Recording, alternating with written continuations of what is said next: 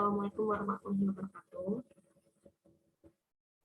Hari ini kita akan melanjutkan pembelajaran tentang listrik sah. Sebelumnya kamu sudah belajar tentang penerapan arus listrik, kemudian sudah belajar tentang arus listrik, aliran arus listrik secara konvensional dan bagaimana aliran secara elektron.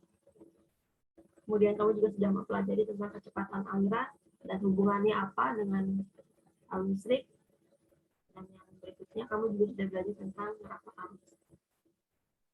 Sekarang kita melanjutkan materi berikutnya yaitu tentang hukum Ohm. Kalau kamu lihat di sini,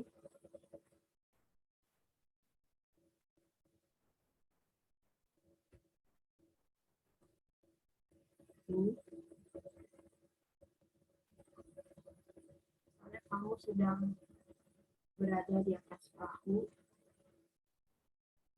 Air di sungai ini adalah aliran sungai, aliran air. Aliran sungainya adalah arus listrik, sedangkan air itu sendiri adalah aliran elektron. Nah, kamu akan melewati aliran sungai dengan mudah kalau tidak ada hambatan pada sungai.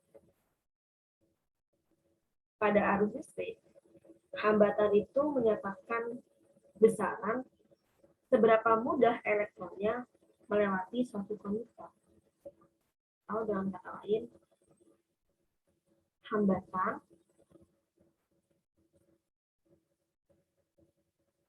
atau resistansi, simbolnya adalah F. Dia adalah kemampuan benda untuk menghambat atau mencegah aliran arus listrik. Atau dengan kata lain, seberapa mudah elektron melewati suatu konduktor. Lalu bagaimana hubungannya dengan hukum Ohm? Ada bapak saintis dari Jerman namanya George Simon Ohm. Bapak Ohm ini melakukan percobaan empiris. Dia punya sampel konduktor yang dihubungkan dengan sumber tegangan listrik.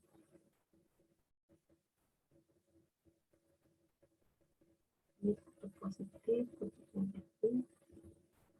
Kemudian dia ada gaya gerak listrik, kira-kira ini titik A, ini titik B. Ini adalah negatif. Maka arus mengalir dari kutub positif menuju kutub negatif, ya. Arus mengalir ke sana, ya.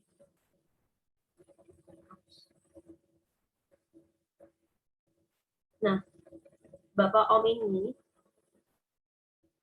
dia memvariasikan tegangan sumber ini. Jadi tegangan sumber pada rangkaiannya dia variasikan. Maka pada saat dia memvariasikan nilai tegangan sumber, otomatis nilai VAB di sini juga akan ikut divariasikan, juga ikut berubah juga, ya. Pada saat tegangan sumbernya divariasikan, diubah-ubah, lalu tegangan yang terdeteksi pada sampel konduktor juga nilainya ikut berubah-ubah. Nah, setelah dilakukan percobaan empiris berulang kali, maksudnya percobaan yang dilakukan dengan cara eksperimen, didapatkan nilai beda potensial atau tegangannya. Ternyata nilainya sebanding dengan kuat arusnya. Tegangan atau beda potensial itu banyaknya energi untuk memindahkan muatan listrik, ya, dari satu titik menuju titik lain. Karena adanya beda potensial tegangan ini yang menyebabkan terjadinya arus. Ini adalah beda potensial atau tegang. Satuannya adalah ohm. Nah, dari persamaan yang di sini kita bisa menuliskan hukum ohmnya. Maka hukum ohmnya adalah V sama dengan I kali N. Ya. I-nya beda potensial tegangan, volt, I-nya tadi arus, R-nya adalah hambatan, satuannya adalah ohm. Atau disingkat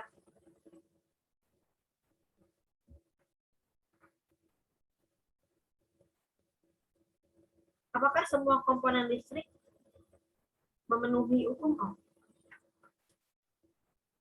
Apakah semua komponen listrik memenuhi hukum ohm? Kenyataannya tidak. Tidak semua komponen listrik dapat memenuhi hukum ohm. Ada komponen-komponen listrik yang dipengaruhi oleh faktor-faktor lain. Misalnya faktor suhu. Kita masuk ke subbab berikutnya. Misalnya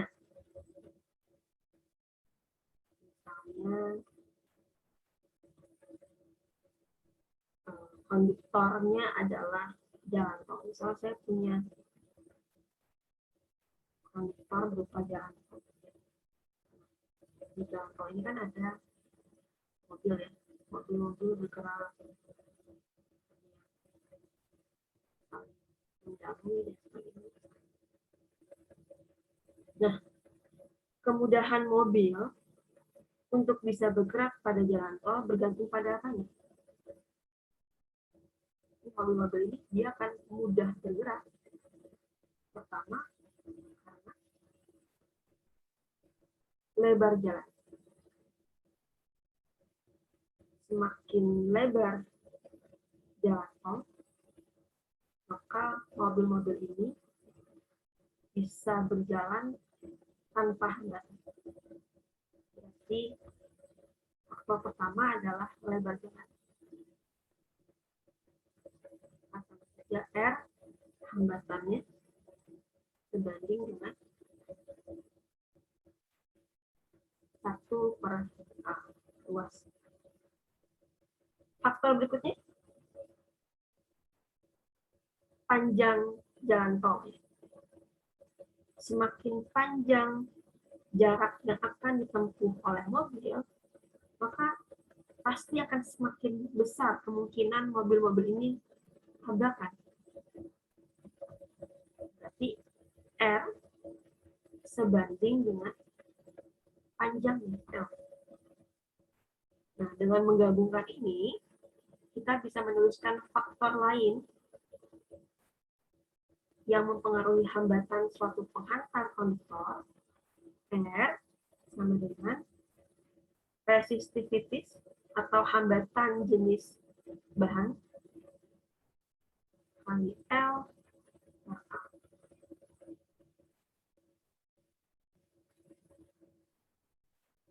rho ini adalah hambatan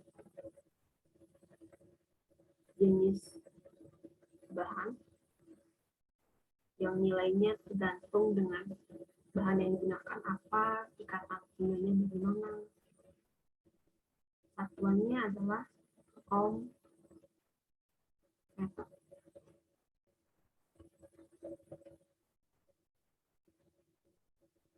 L ini adalah panjang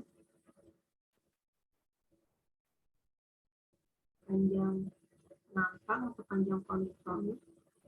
Satuannya adalah meter, sedangkan A adalah luas penampang. R hambatan. Nah, misalnya di jalan mobil-mobil ini saya berikan getaran. Misalnya ditumpah, ada pengaruh getaran di jalan. Berarti resiko tabrakan tiap mobil ini akan naik tuh. Nah, untuk meningkatkan energi gerak yang terjadi pada setiap mobil, kita harus mengubah atau mengkonversi energi gerak pada setiap mobil. Kita mengubahnya menjadi energi kalor. Kita harus ubah jadi dari energi gerak. Kita ubah menjadi energi kalor.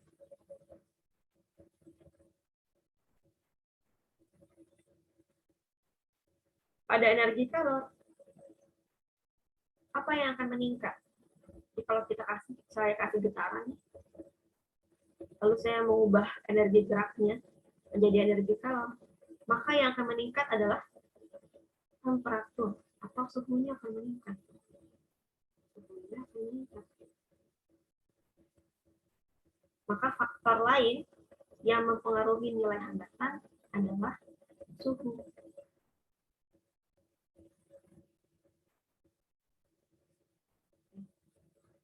Temperatur atau suhunya akan naik. Sehingga rho atau hambatan jenis bahannya juga pasti akan berubah. Jadi pada saat suhunya naik, dia menyebabkan hambatan jenisnya juga pasti akan berubah. Dia akan naik. Maka kita bisa menuliskan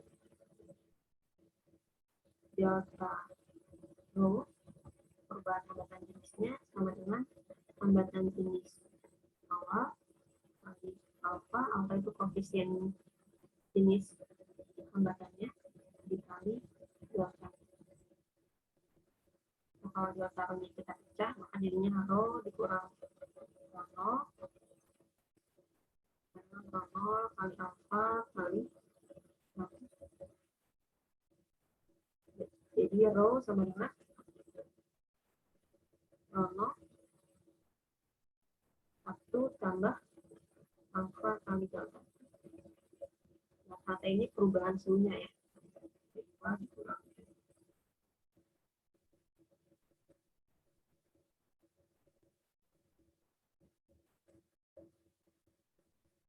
Rho adalah hambatan jenis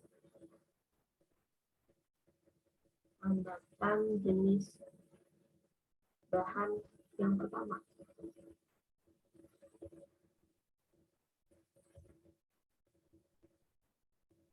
Alfa adalah koefisien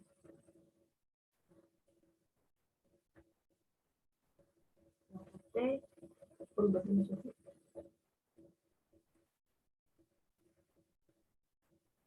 Rho-nya adalah hambatan jenis bahan yang terakhir setelah diberikan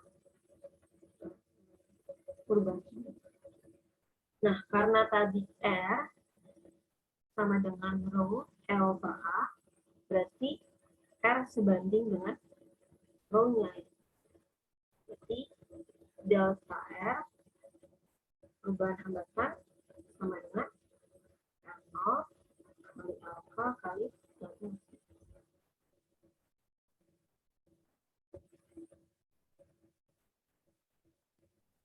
Atau R akhir dikurang R awal sama dengan R0 kali alfa kali delta.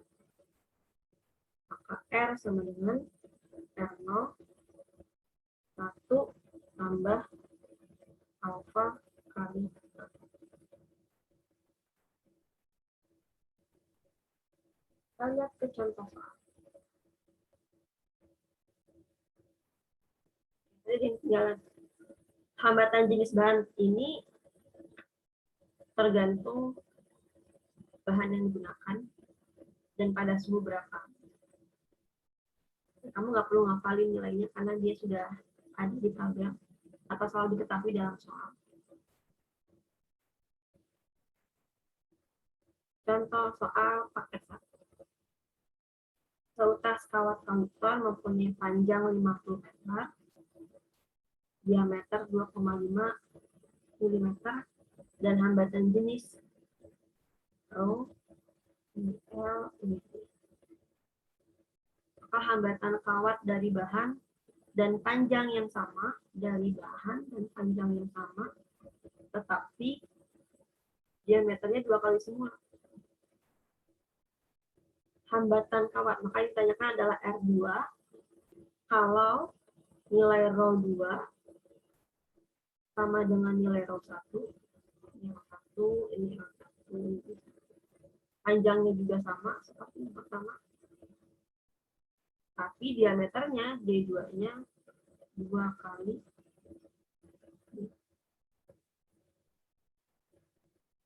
Oke, kita buat perbandingan.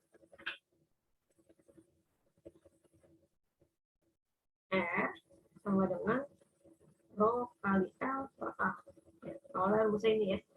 Tapi yang diketahui di soal adalah diameter, maka kita pecah A-nya. Rho kali L per luas.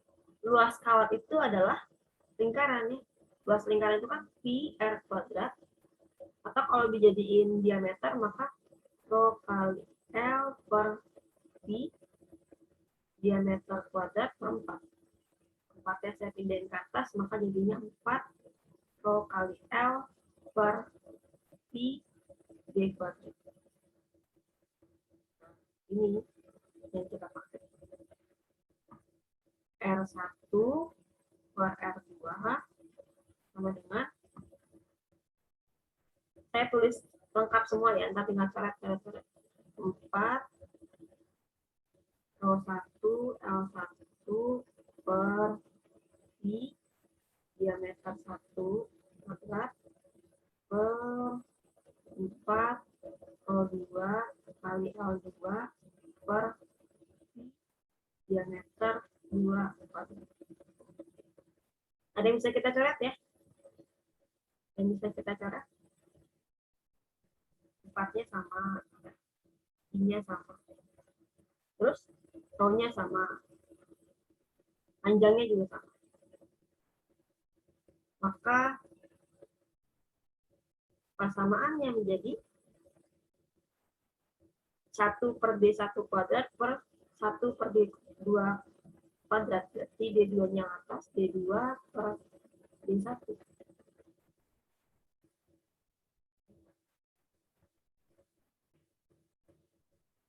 Oke, D1-nya 2,5, D2-nya 2 kali D1. R2-nya kita cari. Nah, R1-nya belum ada. Berarti kita cari dulu R1-nya ya. Cari R1. R1 sama dengan, oke ini tahu jadi 4 kali rho 1 1,72 kali 10 pangkat minus 8 L1-nya 50 per 3,14 kali D1-nya 2,5 jangan lupa jadinya meter kali 10 pangkat minus 3. Nah ini hitung dengan kalkulator, maka ketemu R1-nya adalah 0,175. Oh. Kalau R3 ketemu, kita masukin ke perbandingan. R1 per R2 sama dengan D2 per D1 kuadrat. Berarti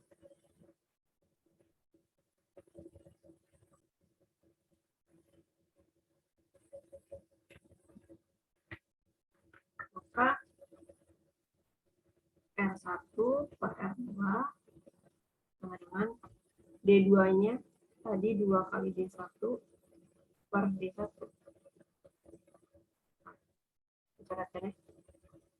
Berarti R1 per R2 sama dengan 4 per 1. Artinya per 4 kali R1. Maka seperempat, R1-nya tadi 0,175. Jadi nilai hambatan yang kedua adalah 0,0475 ohm.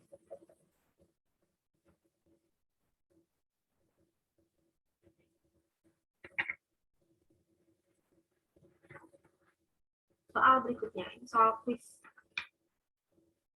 Perhatikan tabel berikut ini untuk mendukung pertanyaan kedua. Sebuah kawat aluminium panjangnya 10 meter dan diameternya 2 mm dipergunakan pada suatu rangkaian listrik. Jika kawat tersebut akan diganti dengan tembaga yang diameternya 2,5, maka panjang kawat tembaga yang diperlukan agar hambatannya tetap. Kuncinya di sini agar hambatannya tetap.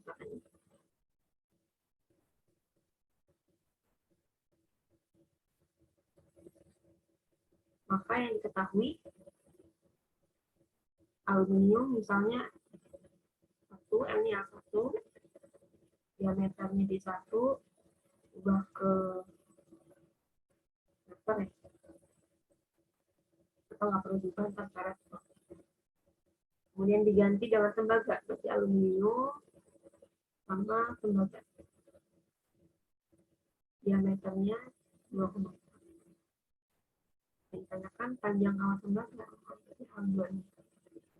Kalau hambatannya tetap berarti hambatan aluminium sama dengan hambatan tembaga.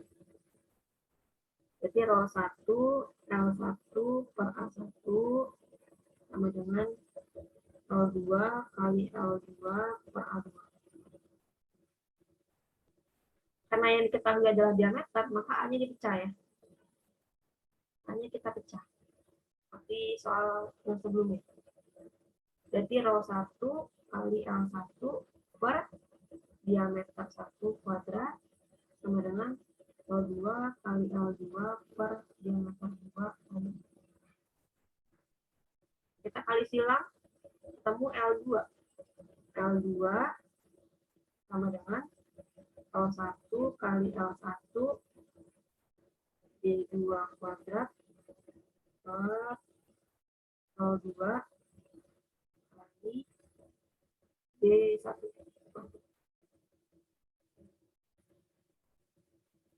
Persamaan baru ini kita masukin angkanya. Dan nulis ini.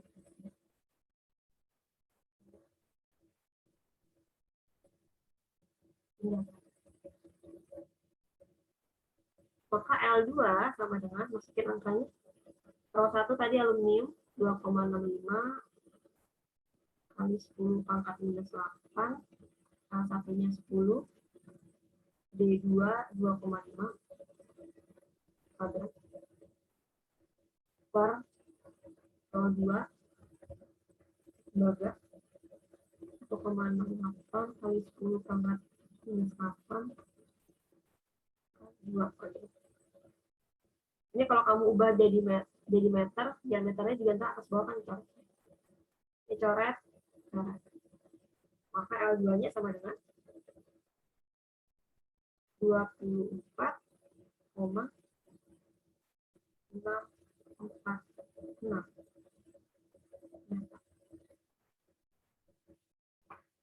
Hasil akhir adalah pembulatan 4 angka penting. Jadi L2-nya 24,65.